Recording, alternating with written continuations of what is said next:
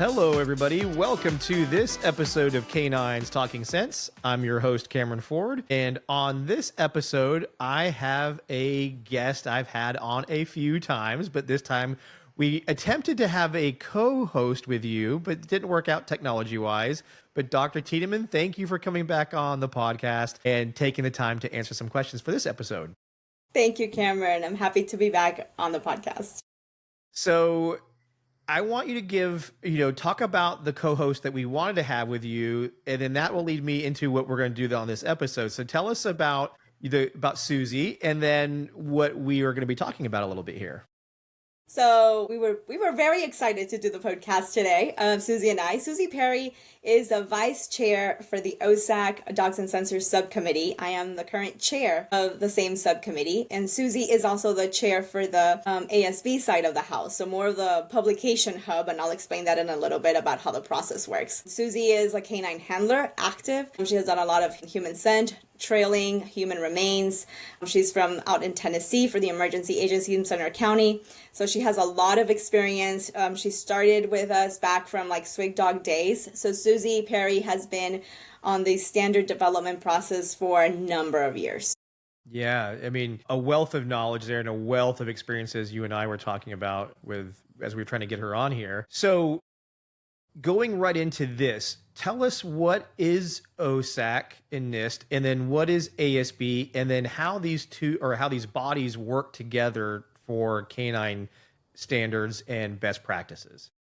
So I want to go back a little bit into how it all started. So a lot of people probably in our canine community are more familiar with Swig Dog, which was the scientific working groups. And the scientific working groups were funded by the government, but that funding kind of transitioned out and phased out. And as a result, in 2014, the National Institute of Standards and Technology basically started forming OSAC, the Organization of Scientific Area Committees. Now, OSAC is not only for the canine community, obviously, it has a lot of the forensic disciplines attached to it. It resulted as a call from the 2009 report in Forensic Sciences, A Path Forward, that basically instructed or guided some recommendations in the forensic disciplines to establish a uniform entity or standardization process for all different types of works in forensics. We were very lucky that the dogs and sensors kind of Swig Dog part kind of got roped into being one of the forensic umbrellas within OSAC. So we were very fortunate that it is kind of a forensic science tool within that umbrella. Now that has 7 what they call SACs, or scientific area committees. So they include like chemistry, biology, victim disaster identification, impression evidence. So it's not only canine related. Canines is under one of the 22 subdisciplines, or we're a subcommittee. We're in the scene examination. So we're next to fire and crime scene examination. And then the dogs is the other one in that specific little umbrella or piece of the pie. So again, we try to meet, OSAC tries to do in-person meetings every year where it's not just the development of the canine community, but just all of the other forensic disciplines, having a unifying, what they call lexicon or terminology for all the forensic processing. And then the ASB is kind of like the documents have like a birthplace, and that's the OSAC NIST aspect of it. So that's where we recognize, hey, there's a detection discipline that needs a standard. Now, once we recognize it, we draft it in the subcommittee level, then we approve it, and then once it's done, then the old process, it would go into its corresponding publication hub. In our case is the American Academy of Forensic Sciences with their ASB, so the consensus body. That's the place where it gets kind of edited and worked on from what the original NIST subcommittee does into a final publication, and that's basically the publication venue. Now, in that process, it goes from the OSAC to ASB. There's a lot of public comment. So once we approve it at the subcommittee level, it goes to public comment. And then right now it's through a process that we call it an OSAC proposed standard, meaning it's being recognized as a detection standard in our case, that there's a need, it has been verified, it has a scientific merit, and they'll put it on as a proposed standard, meaning it's proposed for publication. So it goes into the publication hub, or ASB, where then it gets more refined or fine-combed, more public comment processes. So it's kind of a constant cycle between writing it and feeding it off to the public community or the stakeholders, in this case, the canine community, and then back into actual publications. And once it's published, then the goal is to have it under the OSAC registry, where it's just one of the final documents and that's the final step in the whole process. And right now we have 7 of those documents published at the OSAC registry. And which 7 are those currently published? So the 7 we included a technical report, which was a terms and definitions documents. Then we have the explosives detection. We have a lot of the human scent ones, which was the aged trails. We have the location checks. We have the patrol. We have also the general guideline, which was a document made so that it basically didn't go into any detection discipline per se. It just kind of built a framework of what you need regardless of detection discipline to have a good canine team. And then we have another one that's the selection, kenneling, and healthcare one. Okay. So obviously there's lots of other disciplines that'll be working themselves through. And as you mentioned, because there is this back and forth process with obviously OSAC saying we want to create this, it moves down to ASB where they do a lot of the writing and the fighting, as I call it, where we argue our way through because and kind of share the background of the people involved in the. So what happens most often is many of the practitioners that I run to, so the law enforcement segment, go, I've never heard of this. If I was involved, and like you said, there's public comment. Most of us don't know where to go look for that. But within that said, there are representatives that are from law enforcement, various search and rescue backgrounds. The practitioners are in there. And this is kind of where the great debates occur. This is where the back and forth, the bringing up of, well, wait, I see it this way, or we should consider this, which is why, if you could correct me if I'm wrong, why it takes so long to get to the published standard. Does that sound correct? Yes. So right now, like I said, I'm the chair for the OSAC side of the house. So meaning I'm the chair for the one, like the birthplace of these documents. So right now we have 13 members under kind of my guidance. My little herd of colleagues. We have and it's divided. So the process is, and anybody that's interested could go into the OSAC NIST, website, and you have an application. Anybody can apply. It's not only the dogs. It goes into if you want to do blood stain pattern, if you want to do impression, anybody can apply for whatever discipline they want to, and you submit your CV and it goes. The process then it goes, we get thousands of applications in general, of which I try to sort through the ones that are pertaining to dogs. And then as a subcommittee, we basically review, and if we have membership spots, again, it's not kind of a free all. Members basically cycle every 3 years. Some of them have like a 2 to 3 terms. So until we get a spot, then a new member can step up. But in the meantime, people could be affiliates if they would like to, where basically they don't have a voting status, but they can participate in regular meetings or in our working groups.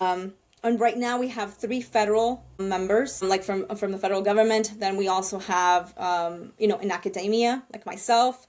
And then we also have operational handlers. So that is basically always safeguarded by OSAC as well, so that it's not one of those overbearing on the other one, and kind of have a balance. So we usually keep it so that it's a mix of everybody in the membership. And we also have 2 what they call the task group members, and those task groups correspond to human factors and like legal counsel.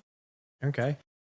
And so for our legal counsel, we have Julia Litton, and for the human factors, we have Dr. Adele McBride, and she basically helps us kind of work with things like bias and, the human interaction of things. And it's really good to have those type of colleagues in our subcommittee because they're not within the canine community. So to them, it's like reading a document kind of with neutral eyes. They have no idea what the detection world encompasses, so they question us from things that sometimes to us is routine day-to-day verbiage, and so that provides kind of like a new blood into when we're doing the documentation.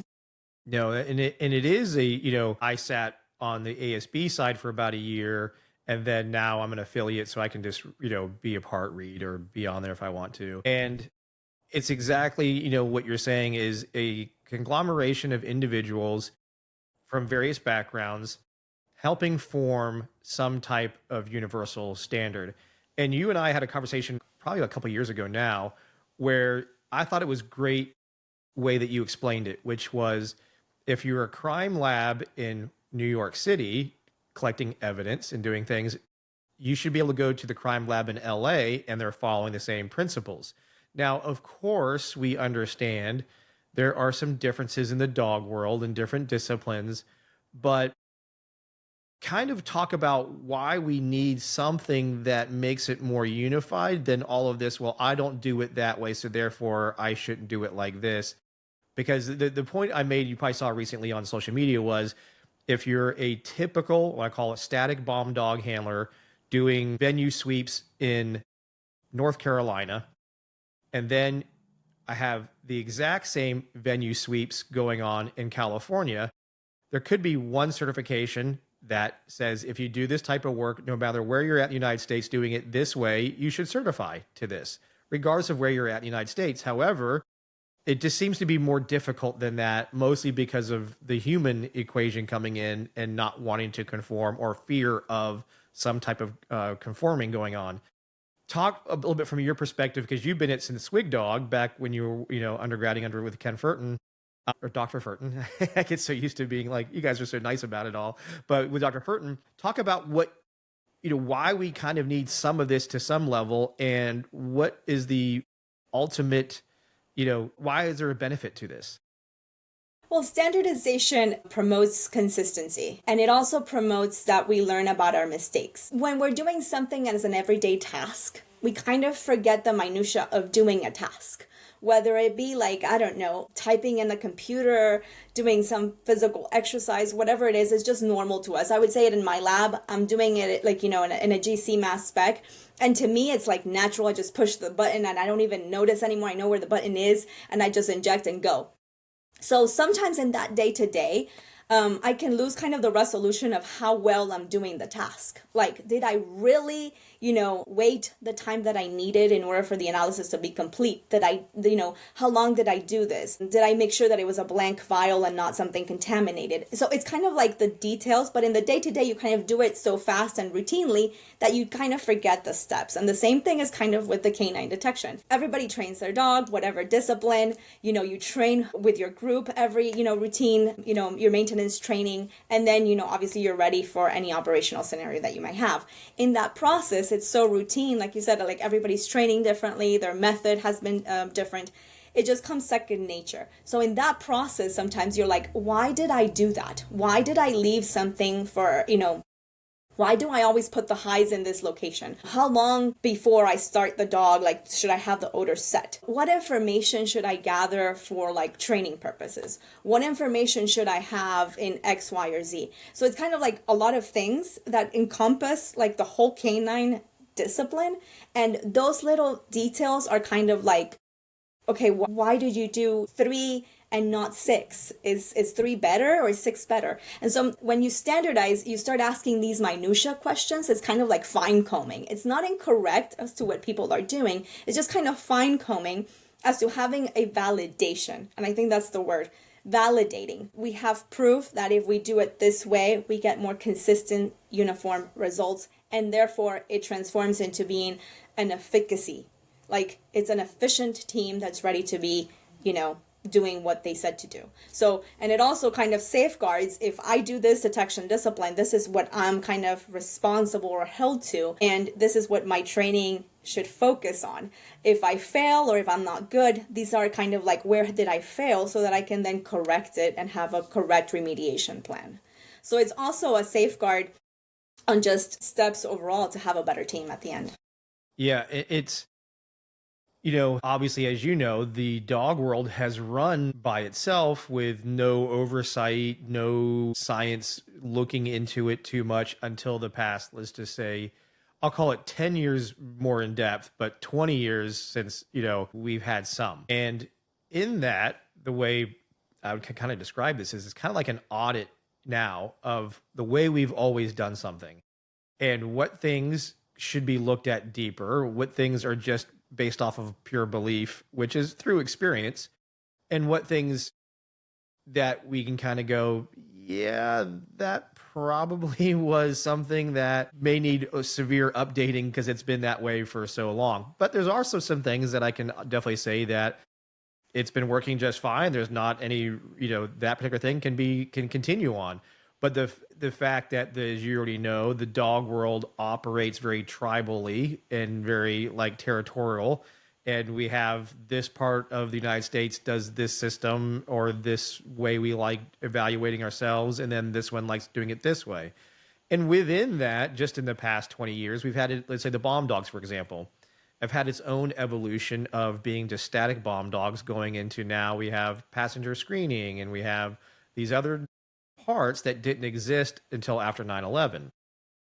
You know, I get that they're from the practitioner point of view, their mentality is, well, if it ain't broke, don't fix it.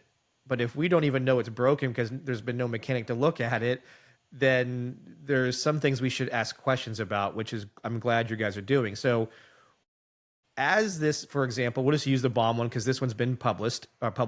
So the bomb standard that's been published, is that now the end all be all and everybody must follow this? And if you don't follow this, there's got to be some type of punishment, because a lot of the fear that gets kind of passed around in the practitioner world is we don't want this because they will make you do it and you shouldn't be made to do anything. This is America. I have freedom. I should be allowed to do what I want without the man telling us what to do because the man doesn't get it, kind of thing.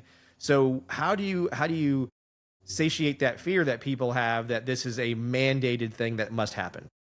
First of all, the implementation of these standards is not mandated. The implementation is voluntary. OSAC, NIST, and it goes not only for canines, it goes, like I said, and I go back to like the origin, the NIST OSAC hub. The goal of NIST is to just provide a hub to have like standardized procedures for a lot of the day-to-day forensic disciplines that are used, across the nation.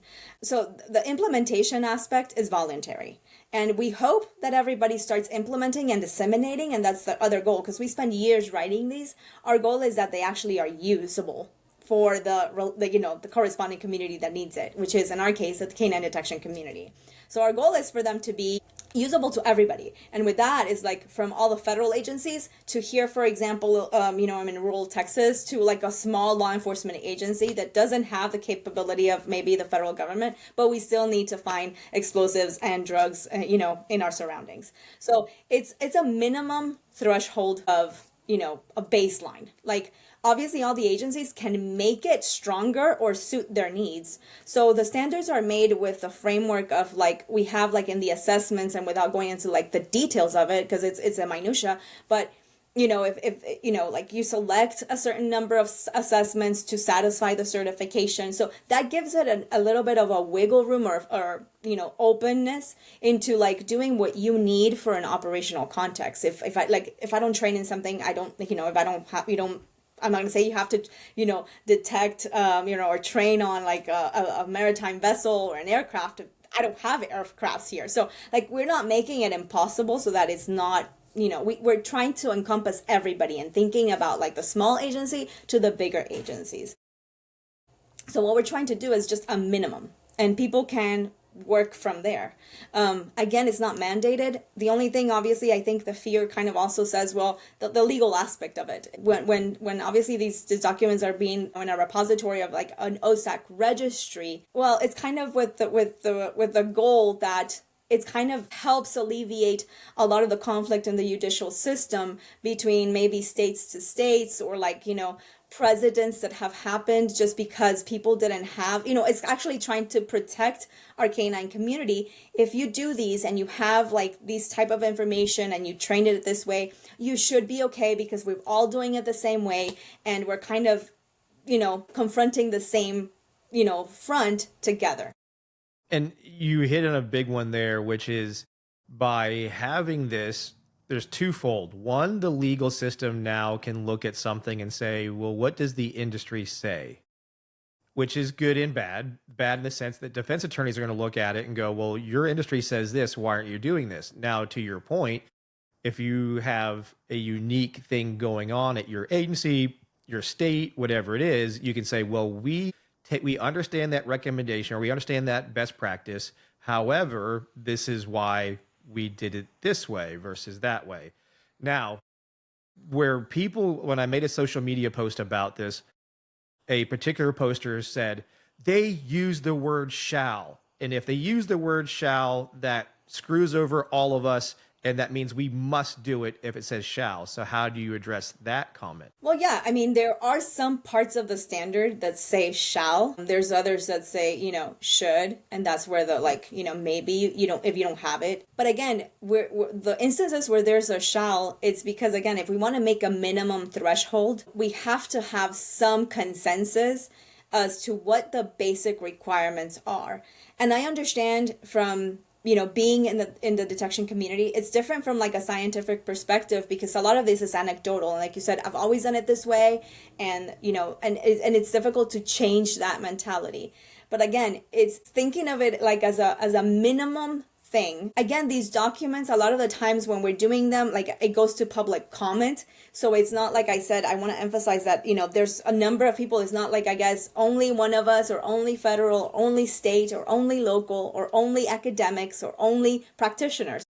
We have these meetings of like a number of us. And then when it goes to public comment, if somebody critiques the document and they go sentence by sentence, I kid you not, Cameron, we've had over, 500 comments and we go one by one, and that's where it's lengthy. So we don't publish it until we attend to everyone's comments and feedback. We want to reach a consensus. I think that the bottom line is we're not going to please every single person, but we do try to, go back at it. And if it takes a number of reiterations, it goes back to public. And if someone still says no, then we still back and we edit it, or we see where the kind of issue is and we go at it again. So the number of cycles is not just like, oh, we send it off and you submit a comment and it goes unnoticed. No, that's why I wanted to make it like that. This process is only as useful as I get the canine community to interact with it. Absolutely. And that is critical there, because obviously a lot of the ones that have had concerns, some didn't know about it, so fair enough. Others know about it, but they don't want to get involved because they don't like so and so who's already on the committee, and therefore I don't want to have to do that. And that's putting yourself over the better of the industry, in my opinion, versus saying, you know what, good, I'm going to have a conversation here and let's work this out. And again, if our goal collectively is to increase the capability of our industry, give credibility to stuff, because up until, let's just call it 20 years ago, detection was magic to people and to society. I don't know how those dogs do it, but damn it, they figure it out, and that's how it was treated. And even some of the trainers and handlers treated it as magic, because even they didn't understand completely how it worked, but their methods were working. So the other concern that comes out of it is, will this mandate that I must train my dog under a certain method of training? Or is this training is kind of, we don't necessarily care how you train to get there, as long as this is what we're recommending to be, like you said, the standard to be evaluated by.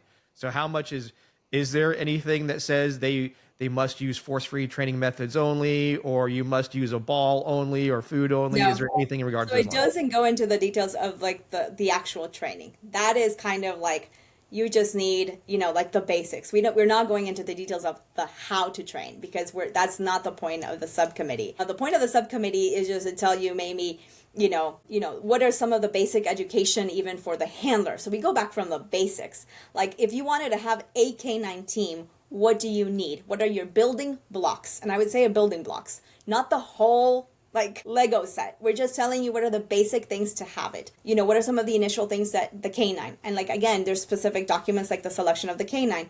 There's some obviously descriptions there. So, but it's not to the point of like, you need to reward this way, you need reinforcement this way. That's not the point. The point is just like, once, like the assessments, these are the assessments in order to have, a canine that detects, and whatever the discipline, explosives, narcotics, human remains. The goal is to kind of delineate the pieces that you need to be successful in that discipline. Again, we have some detail, more detail in like the assessment part, like, how should you set up the things? But again, we don't go into the detail of like, it should be a line and telling you like, no, Cameron, you cannot do like a wheel. That's not it. I mean, we're just like, whatever you want to use, we just wanted you to do an odor recognition, right? So those details that's not the level of granularity that it has. Yeah. So then how are these standards enforced? How is this? Is there going to be OSAC people showing up to police departments to review their teams? Or is there going to be like the TSA No. certifying authority? So We're how, not going to have OSAC police. Oh, no, the goal of OSAC is neither to be an enforcer nor a certifying agency. And I think that that's the main heart of this. We're not there to, I guess, take away or go into a business. Like that's not our thing. OSAC NIST just wants to have a document repository, period. That's where it ends.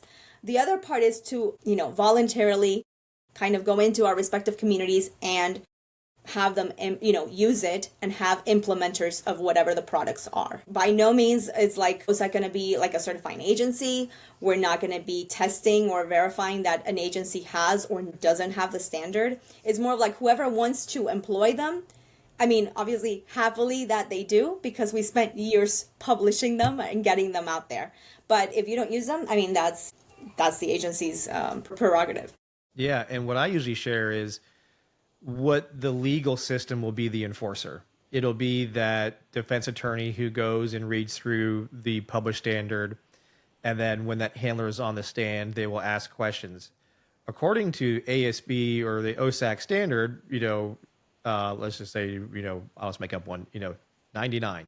And on this one, we go down to paragraph so-and-so, it says odor recognition test. As a narcotics handler, I look through your records, and in nowhere do I see you guys have performed an odor recognition test. This is a baseline standard written by your industry, used by bomb dogs and so forth.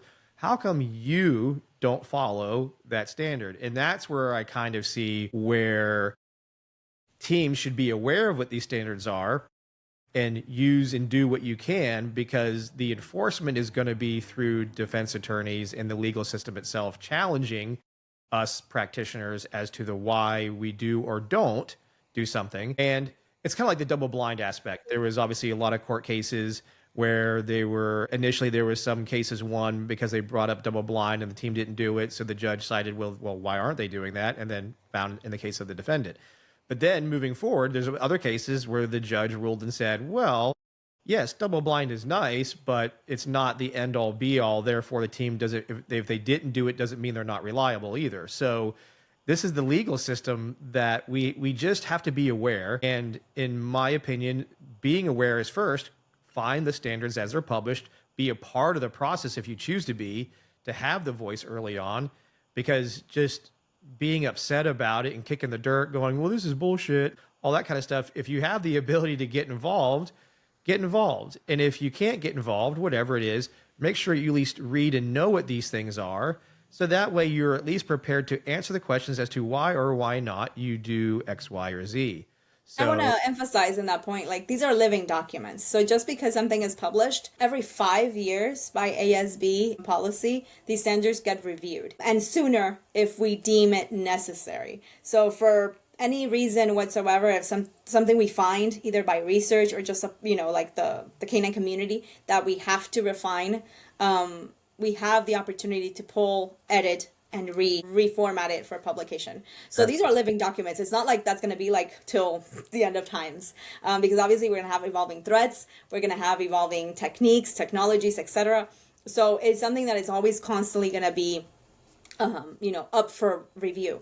For example, our technical report on like the terms and definitions is up for, like it already did its 5-year cycle. And as we starting to write these new documents, we're refining our 5 year ago definitions. So that's going to be up for revision very soon. Where, my colleague is going to start doing that working group. So again, these are living documents that as we gather information from the canine community, as we see the efficacy of it, if we need to tweak it, if we see developments, it's going to be up for revision.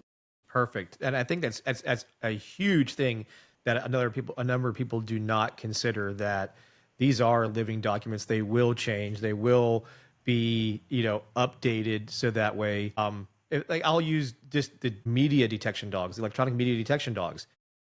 This is, a new field. And as we already know, technology changes all the time. So there will be, without a doubt, at some point, probably within 5 years or less, there's another thing we have to consider when using those dogs. So I love the fact you brought that up because, again, that gets overlooked, or the assumption is, well, once this is put in paper, it is in stone and now we can never change it. And that's the other fears I think that get spread quite a And bit. I think it's one of the disciplines I would say that within the OSAC that's the most different is dogs and sensors. And it's basically because we're having to deal with a biological organism, like something, a living creature, a dog. Is not a machine. But I think this issue or this phase, this changing stage is encountered in other disciplines. I mean, it's not like the feeling and the sentiment, I think, is over the whole country in the different places. For example, a DNA laboratory, they have standard operating procedures. And just like we have like the training part, like everybody does their standard operating procedures differently. And some laboratories might be like, I don't want to change, just like our canine, I don't want to do this. This is how I run my samples and period. But like you said, the more that other laboratories are starting to implement it, then you're like, oh my God, well, my colleague over there is running the SOP. So maybe it's time that I maybe, tweak mine a little to maybe be a little bit more similar. So it's something that is not only canine. And I wanted to emphasize that because it's also something that is kind of across all the disciplines. Nursing, forensic nursing, fingerprints. I mean, and what I want to emphasize is also that with the standardization comes we're trying to merge like scientific, evidence-based strategies into the standards. So like going from a document that's obviously entirely on detection principles, but also on the whys, like, do we have research to back that up? So it's actually with the hopes of making it better for a stronger foundation that when our colleagues present this in court, there's a backing. Maybe when we're writing it, we're trying to we're realizing the gaps that we have, and we're like, oh my God, if somebody can do that research, let's do it because it would clarify that question for everybody and probably help a case down the line. Oh, for sure. And again, it's just, we have to, I mean, let me ask this way. How important, I should bring this up, how important was it that dogs became a sensor or defined as a sensor? Because previously there was nothing that really supported that or used that terminology until I saw the publications coming out. And I think with Swig Dog, that becoming recognized as a sensor. And then that I think drove the point of, well, it's a sensor, then the sensor needs calibration and testing and so forth. So how important and how did that come about where we finally said, you know what, a detection dog needs to be defined this way? Well, just like I said at the very beginning of the podcast, like just the fact that the Dogs and Sensors subcommittee is a standing kind of part of the pie in the OSAC NIST was a big triumph for our community in the sense that they're treating our work as another detection discipline, as another tool in for example, in the forensic practitioner. Again, all the work that Ken did with Swig Dog and all my colleagues that are still in with me in this together, basically it was starting to see okay, well, again, the divergence of techniques, the divergence of opinions, and then kind of how that's just creating sometimes issues. It's like we're talking about the same thing, so why don't we just get to a consensus of instead of you saying 5 and me 3 and let's get to a 4 and we're both happy, right? That's what it basically is kind of going for. And also when we have that minutia, like I said, can we research as to what would make it better? So again, I think it traces back into that transition into the OSAC, into being treated as just any other discipline that has helped our canine detection being treated also as a sensor. It's a technique. Besides being an animal that's, behind a human at the other end of the leash, it's also a technique that should be treated just like any other technique in the laboratory. Yeah, no, that's perfect. And before I hit a couple other questions, to put a bow on what we finally just discussed for everybody to kind of put it together, is these are standards that are, when they reach publication, are just a area for people to go to reference from and to look at this, whether it be the legal system, yourself, or whatever, or even programs wanting to start a canine program. This gives them a place of reference to go to. The evaluation standards that are written are voluntary. There's no OSAC police running around. There's not going to be like the IRS 80,000 agents with guns going to do your audit. You're going to get now. You're not going to have the OSAC cops running around enforcing this. It is not dictating your training methods either. You're still free to train the way you want. This is kind of like having a book now that we can go to and say, hey, our industry has these recommendations. Some I would feel more important than others, but there is flexibility based on unique needs, circumstances, resources available. that kind of create some deviation. And again, as long as you can articulate why there's a difference here, that's all you really have to do. I think of it like, if we think of it as like a recipe, let's say we're going to make a soup and you just have this recipe book. That's the OSAC standard, right? And then I just, to make a soup, we just delineate the basic ingredients of the soup. But if you want to add a little bit more of a seasoning to it and you want to add sprinkle a little bit more salt than what I specified or we specified, go for it. It's still soup. It's just that you just went to follow the baseline to make a soup. But you can make that soup as salty as, added seasoning. We just said a meat. As you want. So if you wanted to add pork or chicken, go for it. We just said a protein. So go for it. So I think that that's how it should be, kind of the analogy to that. We're just giving you the skeleton framework, and people can add as much, or maybe that's not your mission oriented duty. So you can, then you select accordingly to what you need. It's just to have the bones of your team. Yep. Now, on to something super important. Have you tested the Red Kong yet? And if so, what is in it? I have not tested the Red Kong yet. So what do we have to do as an industry to get the answers to this question? Do I need to just send you a Red Kong and you can and then enlighten all of us? Yes, if people would send me a Kong, I would happily have one of my lovely students do the analysis and tell you all what's in the Kong. Done. We all the listeners and viewers just know Paola's going to get a Red Kong here pretty soon, and the answers to what we are looking for. Because the reason why I bring this up is because as social media kind of kicked it up, there was a conversation going on, and then various people said, well, the Kong is super unique in its own way, therefore it would never be in the environment, which there's yeses and nos to that. Obviously, pet owners will have Kongs on them or in their bags and things like that. But the deeper question, and this was something that I had heard through the years, and this is also talking with Dr. Hall, which was part of his research is coming up with chemicals that go into these things that make them more appealing to dogs, or not only healthy, but appealing. And, the marketing side of the dog business is I want people to keep buying my product. So what can I put into it that makes that dog really want it more? And people had never thought of that before. So this is, I think, we can have some fun with this. But yes, I'll send you something, and we'll definitely do so I guess my next project for a student is like, what's in that Kong? What is a brand new Kong? A Kong that is 7 years old? A Kong that was used by what type of dog? I think, and then there's the red Kongs, the black Kongs. We might have to. Your student could almost probably make a research paper out of this whole thing. Just send me all the Kongs, but I need as many details as possible from that Kong. Perfect. Okay, so on to another question that comes up, and I did a little bit on my last episode with Todd Wilbur, but in the bomb dog world, there's a lot of assumption that a bomb dog is automatically a gun dog. And me and you have done research on this, and we kind of debunked a lot of that belief that automatically that if you trained on black or smokeless powder, your dog would automatically hit a gun. So kind of explain where where we missed the mark on that idea as an industry, that just because I trained this equaled that, because of what you found through the research that we did. Well, when we were doing the firearms, basically what our preliminary paper, Cameron, I tested, recently fired firearms. I had firearms that hadn't been shot in a while. I did the magazine full. I did an empty magazine. And what we found, obviously it's the limitation of the analytical technique, which I use the fiver, the solid phase micro extraction fiver to do into my mass spec. And without going into the heavy chemistry and kind of scare everybody from the chemistry, I was looking for, I was non-targeting anything. Some of it I did get the diphenylamine, but it wasn't like a major component of some of the material that I tested. Especially the old firearms that hadn't recently been fired, the diphenylamine was not even in the head space above that. So again, we just kind of, a lot of people are like, oh, because the diphenylamine is one of the major components of smokeless powder, so that's what we should train on. Basically, I found that some of the firearms did not have that.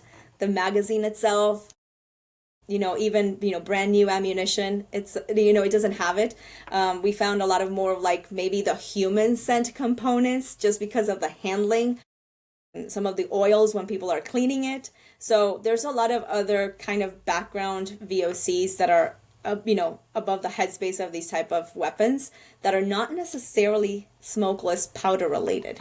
Yeah. And what I thought was super interesting was when you did, because there was pushback by some of the organizations saying, well, the bullets are still valuable to us, even though we know that the broader spectrum of what the dogs are detecting is what we would call GSR, the gunshot residue. But there's bullets there, and there's still smokeless powder in the bullets. And what I liked was your response, and you can elaborate on it, but the amount of smokeless powder odor coming from even a full magazine with multiple bullets in it was such a low level that the dog teams weren't even training to such low levels of what you could get, that the connection of the bullet hasn't been fired yet, so there's still powder there. But the teams, in what you found, wasn't even that much of powder as far as what was detectable. Is that correct? Right. And I think we did it with the ammunition as well, which we're finalizing the data for the ammunition. But it's also to think of it like the powder is like compressed within a metal substrate. Within that metal, then it's like, and it's thick metal, and then the magazine. So like there's a lot of interaction. Remember that the technique that when I'm doing the SPME analysis is the most, the most readily available components in the headspace, meaning they have to have a high vapor pressure to be in that vapor. And then the other ones, like, like the friction, the packaging, there's a lot of contaminants, and the handling when the actual, you're like handling in real scenarios, like loading that magazine. So you have probably more of the human scent component in that instance than that smokeless powder, which is tightly compressed inside the metal substrate. Again, we saw that with the post-firing scenarios where we started seeing that the odor profiles were different between pre and post-fire. So again, that was when we were discussing the conclusion that you should train to both, like a brand new, ammunition and then the casing itself, because they don't relate, even though they're coming from the same batch. Yep. And that's huge. And I know that gets missed quite a bit. And again, this is why we can't just operate, because the assumptions, as you already know, get validated by the handler bias, who says, well, I put a gun out right after my bomb dog and my dog found it no problem, not considering that the thing didn't belong there. There's a lot of things that what I refer to in the dog training side of it, the dog cheat code. It's novel, doesn't belong there. There's no human scent there. There's another dog that's maybe run in front of me, and all the other things that go on. And though we just can't jump to these bigger assumptions without doing the testing like you did to kind of help us, because like when we and you first started this, there had been no research on firearms, especially for detection dogs. And that was kind of concerning, especially with laws changing throughout the United States on the possession and so forth of firearms. We need to kind of get our hands wrapped around this. And then the assumption that all bomb dogs were gun dogs. I mean, I even had that assumption for years. I thought, well, yeah, it makes sense. It's powder, blah, blah, blah. Never thought of all the other things. Now, in that thing, or in the firearm part, solvents and oils has always been a component to train on, but we kind of discovered that's not a really productive thing to focus on when it comes to, especially when teams isolate it. They put the oil out or they put the solvent out. Talk a little bit about the things that need to be thought about when, even if you were to go that route, why there's some risk and some things that just don't make sense from what's coming off the gun. Well, again, like when people are kind of cleaning their gun and all these type of oils, again, some of it is like the vapor pressure of those components or the constituents. How frequent from the cleaning to the firing, and how much handling. Because I think we just think that, when you get the weapon, you have it inside, it's next to the person when you're going to the range or whatever it is to train. So there's a lot of time lapses from, like, it's not just intact from cleaning and then that's how you're going to see it at the end. And that's why I think it amazed me when I started seeing components that were not typically related to the gunshot residue or even to, like, to smokeless powders, because it was like a lot of that human scent component. There's a lot of contamination. There's a lot of sweat, activities in our hands when we're grabbing these things. So it's a little different than when, that it could just, like, as for example, like we have fingerprints that we can lift off from some of these devices. So therefore that has that human scent component. And it's sometimes that we don't think of it. The importance of, for example, training to different types and not just your own, so that the dog is not, only focused on your type of, human scent contaminants in that weapon. Like we never thought about it, Cameron, and when we did it, like we're like, well, the magazine itself, but hey, do I sample it empty or do I sample it loaded? And is it different? It is. It is different. It gave me a different chemical odor profile. So again, it's just a little minutia of the training, like how you set up the training. A lot of people might just set up the magazine completely full and have never trained maybe to just an empty magazine, and it is different. So it gives a little bit broader spectrum to that dog. And in what I found, super cool was those dogs that were trained to find firearms just as a article with human odor on it. The ones that did like tracking or like certain street crime units would just deploy dogs to go look for the article with human scent, which happened to be a gun. What I found because of the study was super cool that those dogs that were trained that way, when we put GSR out in blind lineups, all hit GSR no problem. So they had self-imprinted to the GSR because of all the exposure, the handler thinking it was just human scent. Well, the dog also picked up the GSR because of all those other things. And I'm super grateful for the opportunity you gave me to be a part of that. And my dog Gamble is still one of the ones I use and share and talk about. You've got a next phase of this, which is the 3D printed ghost guns. Talk a little bit about where we're at with that. And I know we're going to get into it more in Atlanta, but what are we seeing? What are the concerns? Because obviously these polymers are different and we're dealing with something that maybe again flies in the face a little bit of our old ways of training, that if I used solvents and oils and, training on the powders, polymers are going to be very different. So give us a little bit of explanation about how that is with a 3D printed gun and what you've seen so far. Well, that's a very neat project, which I'm doing. My colleague here at TTU, Dr. John Carell, he has been the lead in the 3D printing part of it for me. We tested 2 different types of polymers and then different colors within each. And what we're starting to see is basically a little bit of clustering or uniqueness or distinguishability in the after the printing process. So a lot of the question was, even before we have a gun, what does a polymer look like? What does it have on the vapor face? So before we even did any printing of like any weapon, we were interested in what the polymer looks like. Now the research out there, this has been, I guess, confronted from the viewpoint of kind of more of a health related aspect, like how toxic is your 3D printer in giving you VOC emissions. But my question to that was I wasn't interested in what the printer was giving off itself as a device. I was interested more in what the polymer looked like. And so we did the phase of the project into just straight out from the actual polymer block from purchase. Then once it got printed, once it got utilized inside that printer at the other end, what did we get out of that filament? So it was kind of a pre and post printing, just the polymers. We started seeing that the post printing, obviously, there was a lot of loss of compounds because probably of the high temperature of the printing process. So basically it just gave us the notion that there's a change between a fresh polymer and then the printing process, number 1. Number 2, we tested different types of colors of the same kind of type of polymer. And we wanted to see if we could start doing a database of what these polymers look like from a headspace scenario. Because obviously when we try to do it then in the canine perspective, that's what the canine would theoretically, be, interested in, that vaporous phase. So we started to see some differences in the compounds that we're seeing based on the brand and the color. Okay. And we're just 2 months ago started with printing actual weapons using those same polymers. So now what we're, questioning is, how does it look like pre-firing incident and then post-firing incident? Again, we want to see if from a canine perspective, if you have something that you printed but you haven't still utilized it, how does that look like as an odor picture? And then once we utilize it, pretty much what happens after the firing incident and how would that affect a canine detection perspective.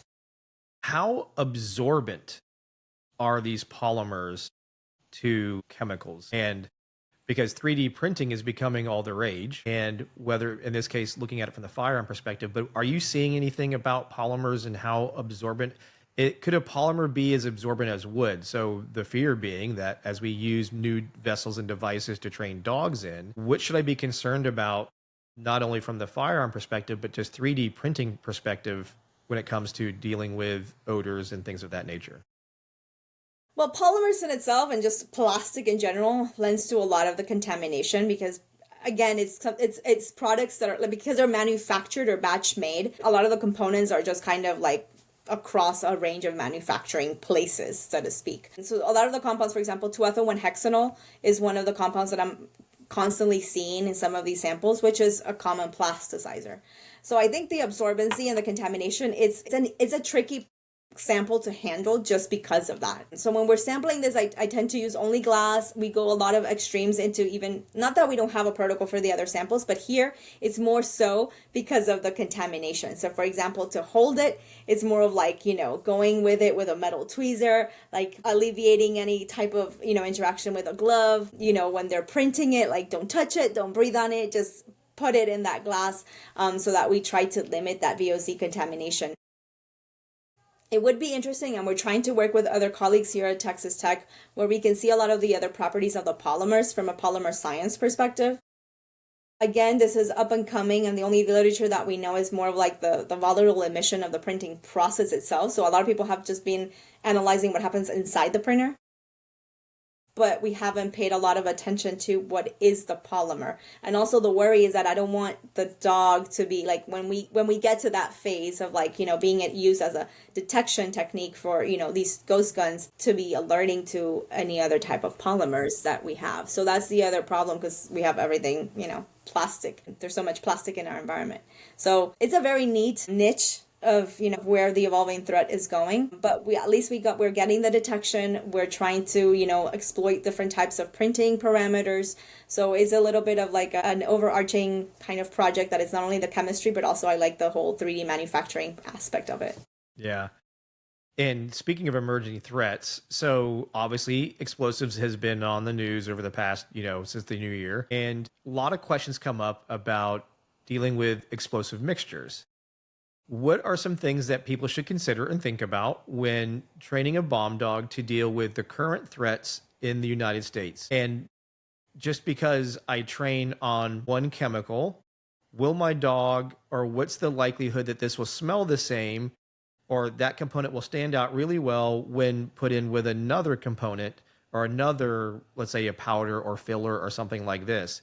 What would you bring up to, if you're in your position, say to the handler, consider this when dealing with basically HME type explosive? Well, I think it's kind of going a step back into understanding what a mixture is from like a chemical perspective. Like when we're just talking about mixtures, regardless of whether it be explosive or not. A mixture is just basically, obviously, the unison of two individual components coming together in a homogeneous or heterogeneous way, meaning they're going to be commingling perfectly, or they're just going to not be completely intertwined together. However, each individual component retains its chemical entity. So we're not changing the components per se and what their chemical entity represents. Now that mixture might exhibit new physical properties in, for example, just going into like, basics, so like, water and alcohol. If we mix them, what happens is like there's sometimes like the boiling point changes and it's not the same as the water anymore. Like the physical property of that boiling point is going to change,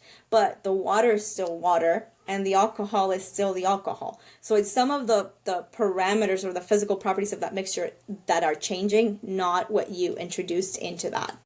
Yep. So I think it's understanding that premise that when we have like a homemade explosive device or a mixture, we have two chemical entities coming together.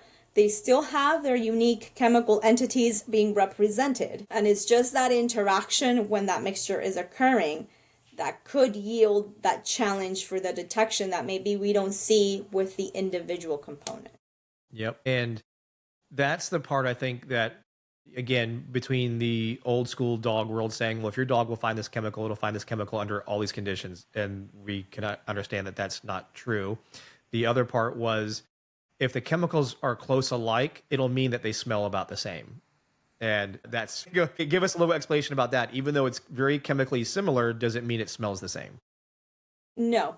So again, every molecule has a very unique entity. And just because they're similar, even though like an alcohol and like two alcohols, sometimes it's just because of their like kind of like the representation in space, like and their structure, their molecular form, it's going to give that molecule unique properties. And even though there are two alcohols, they're not going to be the same.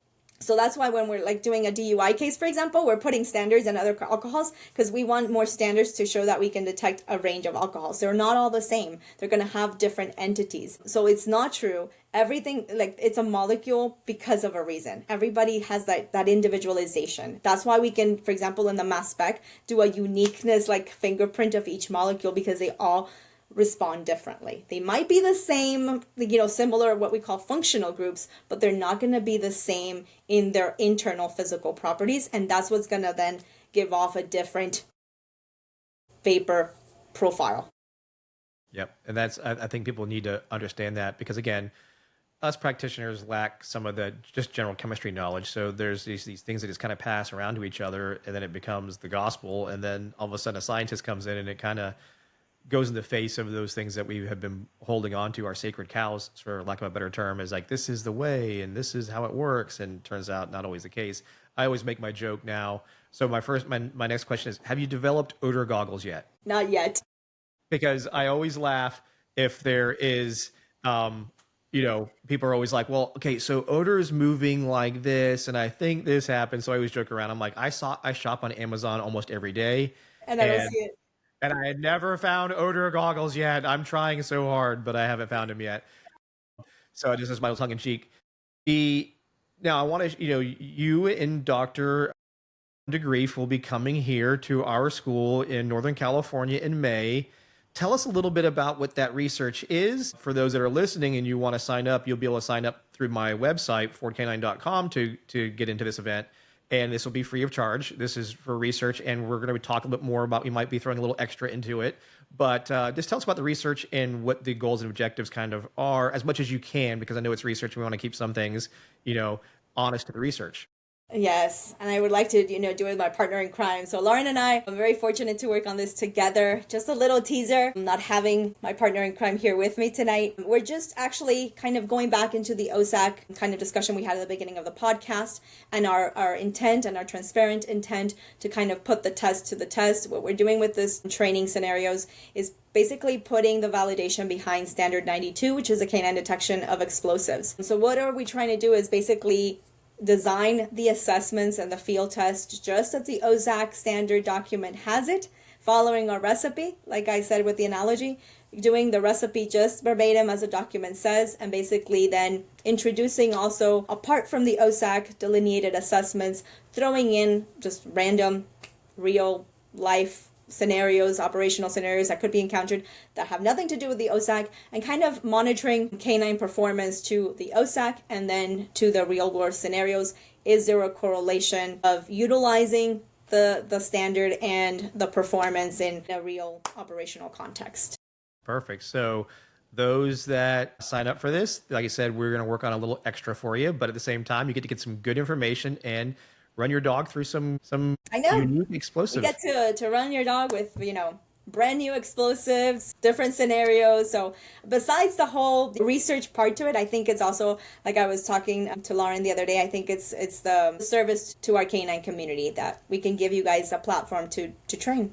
Yep. And last question I'll have, because it involves, your partner in crime, Dr. DeGrief. We're a little bit of information about fentanyl. What have we learned so far through some of the research going on about fentanyl? Just give us a little bit of update of kind of where we're at. I know there's been U.S. Border Patrol, Dr. Matt Devaney has been going through doing some testing. He's been working a little bit with Dr. Furton on some of those results. Where are we at? What are we seeing? Are we going to have a viable training aid that's safe to use? Where do we kind of stand in that world? No, that's my partner in crime's question. The fentanyl, I'll leave that all to dear Lauren to answer. I know she's been working heavily. I know that that's kind of her area of expertise, and she's been grinding at it with her students in the lab. A lot of trial and error, I will say that, as to what the chemical components and the constituents and the testing. I know she's still grinding at it. So I know it's in process. Yeah. The exact details, yeah. Lauren, this is all yours. Yes. It's a difficult thing to deal with, right? Even as a chemical, because it can be fairly easily changed, correct?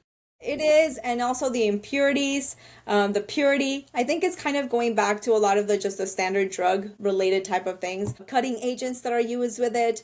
So again, kind of like the mixture. It's not a mixture of component, like but like a lot of the cutting agents that are used with it. I know that, for example, here sometimes we see fentanyl laced heroin, fentanyl laced cocaine. So there's a lot of different components into like that play a role into like what the fentanyl part looks like besides the exposure hazard.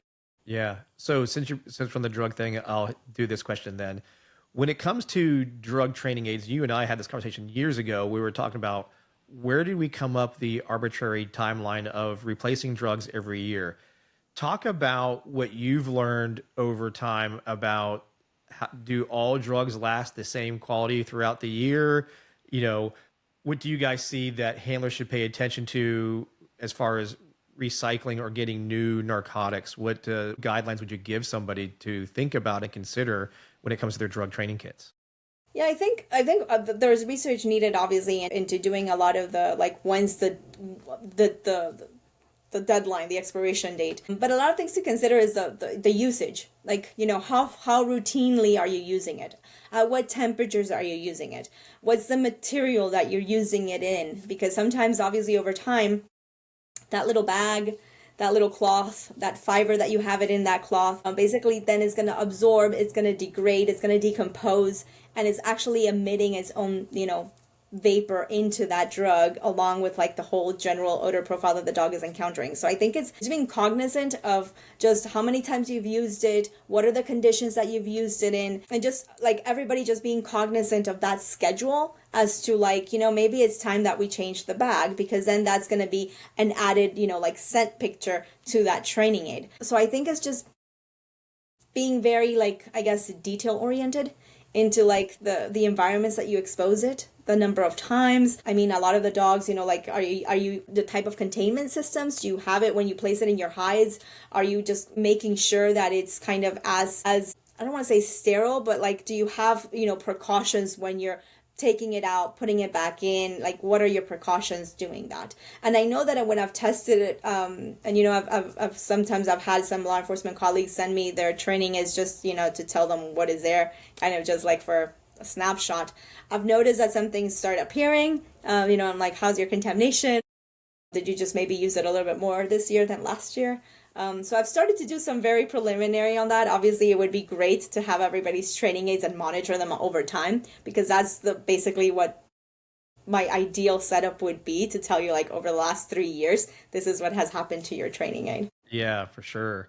And then I'll end it with this. This is a question I did with Dr. Caitlin Sloan and a little bit with Todd, which was obviously in the detection world now, we have, of course, our real training aids that we use. Real defining by is the actual substance. And then there's the now absorption training aids. And then there's the mimic training aids. How would you rank them if you were a handler or in knowing with your experience, if you have these resources, what is priority one, priority two, priority three? In that, what would you recommend as a handler? If you can get your hands on this, this is number one. If not, this is number two. And then this is number three. Well, funny enough, right now we're actually in OSAC. We're working with actually Lauren Jagreef is spearheading the training aid validation document. And with that, I want to say it's because there's so many types of training aids or alternative training aids, I'm going to call them. I think that's our terminology. The alternative training aids, whether it be absorption, mimic, I mean, whatever we want to call them. I think the importance is knowing the efficacy, of them, which is the biggest question or the holy grail right now. How do we safeguard that these companies or these manufacturers are providing to the end user, meaning our canine team, something that is optimal for the training, that is going to give them the results that we need in an operational context? So I think it's just monitoring the quality of the product, how much information the manufacturer is willing to give you, which as an end user, you should have as much information available as to what you're purchasing. What is the material that they're using it from? How is your training aid being manufactured? So it's not just something I'm sending to you blindly. I think the canine community as an end user should be comfortable asking questions that maybe we would ask of any other product that we would buy. But maybe when we buy these training aids, we're just afraid to ask hey, how is the training aid that I'm purchasing from you made? And I think that as a consumer, I have that right to know how you made that product. So I think it's just asking the right questions. How were they made? How are you using it? What type of training aid I'm even like, because a lot of the canine communities, like, there's differences in like absorption training aid. Was it a soak? And if we can go on the types of training aids. But I think it's just the end user asking those questions to start understanding the value of the product they have in their hand. Yeah, you're bringing up the big one, which is a lot of us didn't even know what to ask. And then when people have doctor in front of their names, we automatically just trust it. And to the point you're bringing up, which is one I brought up a long time ago, which is, well, if I'm a manufacturer and I want full transparency, just like you said, I'm happy to share with you everything about it. I'm not going to use any crazy whiz bang words or tell you would never understand if I told you anyway. And we have a right to understand what it is I'm purchasing. How does it really work?